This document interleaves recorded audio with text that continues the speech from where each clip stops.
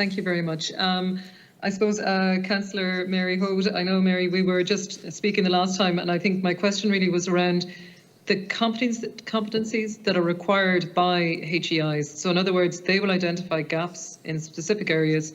How do you see, maybe if you can give me 2 examples of how councillors, could meet those, either through training or whatever other areas you might see. So, for example, it could be like areas of, say, medtech, like in Galway, or innovation, or there might be other areas that a university might mention. If I might then just pose another question to Jim. Mr. Miley, I won't give you any another title in front yet, but just in relation to, I suppose I'm coming at this from my own experience of being a contract researcher, in universities. The HEA provide a core grant, like a block grant, to each of the universities and to the colleges to ensure that they have infrastructure and facilities to provide research. We understand the cost of labs. We know that, students in arts actually are the ones that cover the cost of so many students doing STEM subjects. How can we see that funding, I suppose additional funding, coming through research? And as I said, I've gone through the elements that you mentioned in your submission. Obviously, we need to increase the government funding, as you've mentioned there, doubling that. I would be, very much in favour, but as you can imagine, budgets are tight. How else do you see that we can attract this type of funding, and how could HEA promote this? So in other words, be it international students, be it in positioning Irish colleges and universities with the infrastructure and the labs in order to compete at a world-class level for research. I suppose that's sort of a quick question on that. And then just, I suppose, looking at the agencies that fund, obviously the IRC in the arts area, you've SFI, sort of science and technology and so on. Then there's a number of other partnership collaborations, the US-Ireland programme, there's international NSF, NIH, there's obviously the Horizon Europe now at the moment. Just ways that we can look to support the research, the path that you take from masters to PhD students to postdoc. How do we support people in our research sector in universities? How can the HEA, what can they do to do that as well? Thanks very much.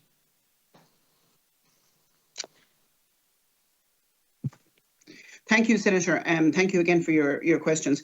I suppose, again, I'll go back to what I said recently in relation to regional knowledge and local knowledge, and I suppose our connection with universities and local needs. And one of the things I suppose that one of the organisations I'm involved, or one of the advisory bodies I'm on myself, is the Town Teams group. And I think Town Teams have a very clear knowledge, and they have a very clear pathway, and they identify exactly what's going on in areas, and they know the needs of local issues in the area. They know, and they're able to, I suppose, they're the people on the ground who are actually able to transform and who are able to bring forward those ideas. And I think the whole area, no matter how you look at it, really, communities are a microism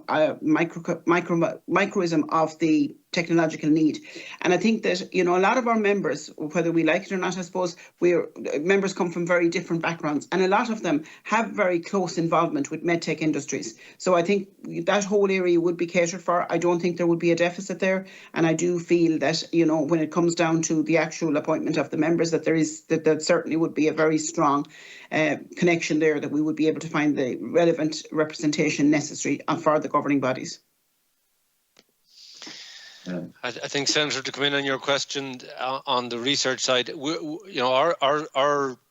our proposal is not that the state does this in isolation by any means. I think we already, as you're well aware, we have our universities and institutes of technology who have long and detailed partnerships with industry and access money for research through a variety of mechanisms.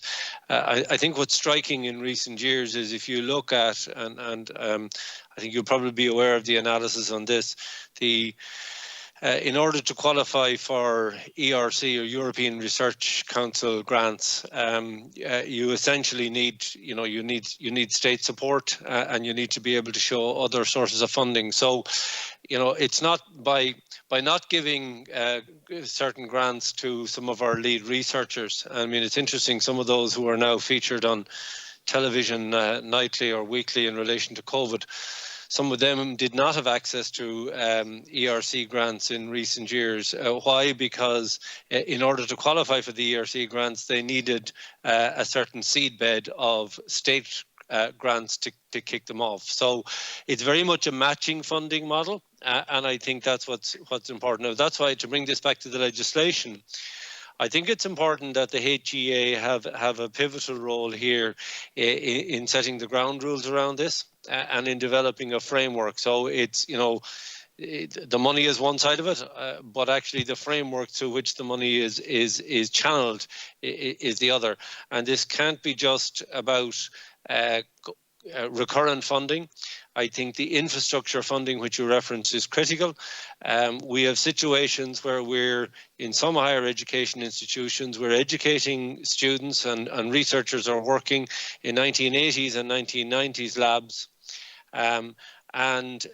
That's a real problem when you're trying to develop industry partnerships, because if you bring in the local FDI company, they don't want a student who's coming out of that environment into their super high-tech environment. So there's a real issue there with the bridge, and that needs, the funding piece needs to address that, both in terms of how it's structured and in terms of the quantum of funding. And just one, sorry, Senator, just one supplementary that, if I may, just to your question.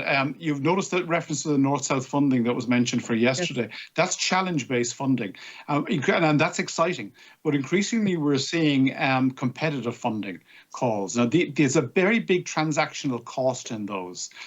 So I think a different type of approach. And you mentioned earlier on the advocacy role of the HEA. Imagine a HEA that was actually working with all institutions to leverage the very Horizon Europe funding that you had referenced, and to gain a greater part of that pie for Ireland. Now there's a good prospect. Thank you. Thank you so much, Dr. Ryan, and congratulations again, Councillor Holt, on your new role this year, and thank you very much, Jim, as well. Chair, can I just bring you, if you like, a commercial focus on this, if I may, and answer Dolan's question. And we've seen examples during COVID of, in fact, research being developed in the universities and being applied, and individual professors, in fact, amassing significant wealth as a result. I feel that there is not sufficient connection between the executive enterprise and investment incentive scheme, EIIS, okay, and research within the universities. I think there's potential.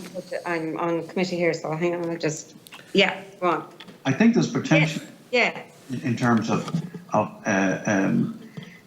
there's potential there in terms of funding for applied research, and I think that if effectively the universities were, in fact, to develop the skills in relation to cultivating angel investors, in relation to, and maybe working more with the department on the development of the EIS scheme.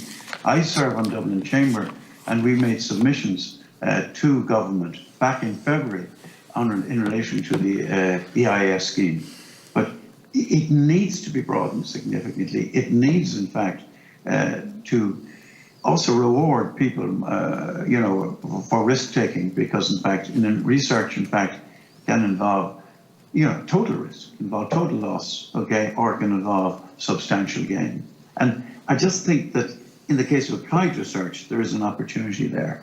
And if we had more of that skill within, that commercial skill, okay, within the universities, I think it might actually enhance the potential, the return that universities and individual researchers can get from the research. Anyway, it's a thought, No, it's a very, very important one. Thank you so much. The translation of research, translational research, that's basically it, isn't it? In some ways, but also that our businesses and our communities can sort of see the value of, we don't want to be seen as being behind ivory walls in no shape or form. So, I very much agree. Thank you for that. Okay, and, thank you very much, Senator,